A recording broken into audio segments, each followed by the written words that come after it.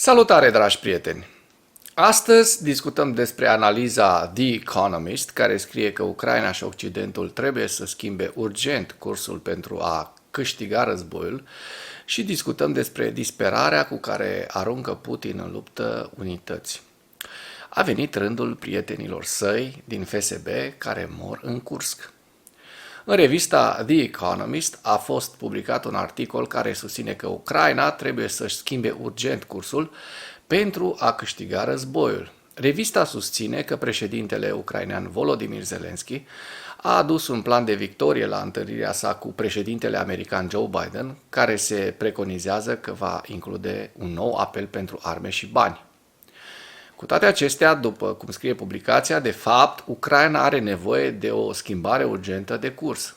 Există oboseală în străinătate, extrema dreaptă din Germania și Franța susțin că sprijinirea Ucrainei este o risipă de bani. Donald Trump poate deveni foarte bine președintele Statelor Unite, el este capabil de orice, dar cuvintele sale indică faptul că vrea să vândă Ucraina lui Putin.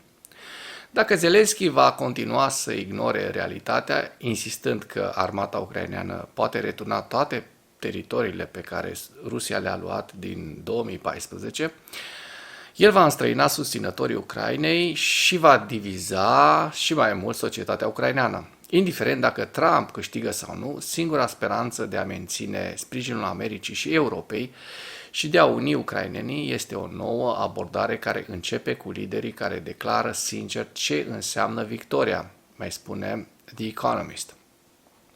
Analiștii spun că Putin a atacat Ucraina nu doar din cauza teritoriului său, ci și pentru a împiedica Ucraina să devină o democrație prosperă, orientată spre vest. Asta o știam și noi.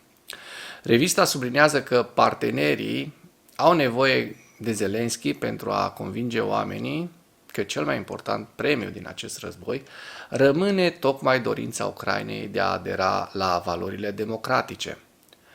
Publicația notează că oricât de mult ar vrea Zelensky să expulzeze Rusia din toată Ucraina, inclusiv din Crimea, el nu are nici oamenii, nici armele pentru a face acest lucru și că președintele Ucrainei ar trebui să accepte acest adevăr sumbru. După aceea, după cum scrie revista, liderii occidentali trebuie să facă obiectivul său principal al războiului să fie realizabil, oferind Ucrainei potențialul militar și garanțiile de securitate de care are nevoie. Se subliniază că singura modalitate de a pune capăt ostilităților și de a asigura aceste garanții de securitate este privarea Rusiei de orice perspectivă de avansare suplimentară pe câmpul de luptă, demonstrând inutilitatea altor ofensive majore. Ziua 947 a războiului din Ucraina.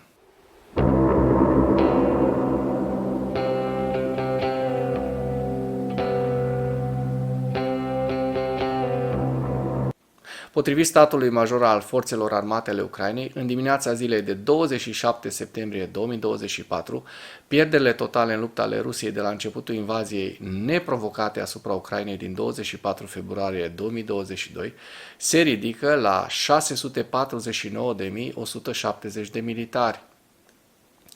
În ultimele 24 de ore, Rusia a înregistrat pierderi grele pe frontul din Ucraina, între care 1370 de militari, 21 de tancuri, 48 de vehicule blindate de luptă, 58 de piese de artilerie și 2 sisteme antiaeriene.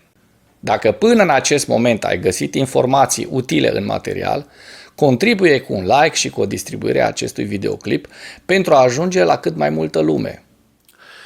Potrivit Institutului pentru Studiul Războiului, Serviciul Federal de Securitate al Rusiei, FSB, luptă în regiunea Kursk a Rusiei și încearcă să coordoneze misiunile de luptă cu armata rusă. Ziarul de opoziție rusă Novaya Gazeta Europa a raportat că a identificat un soldat al forțelor speciale ale FSB care a murit în luptele din regiunea Kursk în august 2024, confirmând că elementele forțelor speciale ale FSB luptă în regiunea Kursk.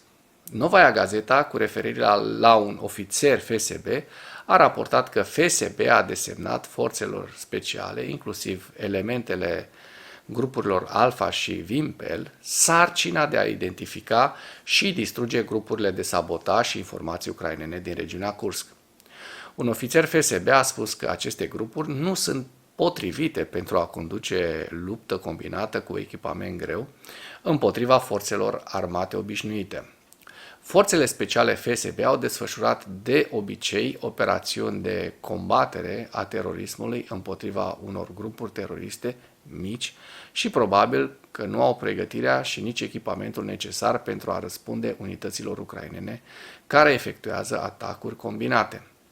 O altă sursă apropiată a serviciilor speciale ruse a declarat pentru Novaya Gazeta că Centrul de Operațiuni Speciale al FSB nu are o legătură comună cu unitățile militare rusești și că încă nu există un cartier general comun care să coordoneze misiunile de luptă între FSB și armata rusă.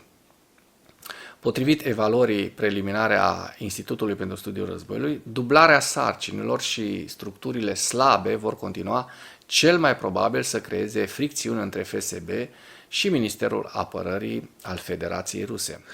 În ceea ce urmează vă prezint un slide cu evoluția de ieri a celor mai importante fronturi din Ucraina și cu principalele știri din presa ucraineană. Hărțile sunt creația Institutului pentru Studiul Războiului. Pentru mai multe informații, accesați link-urile din comentarii.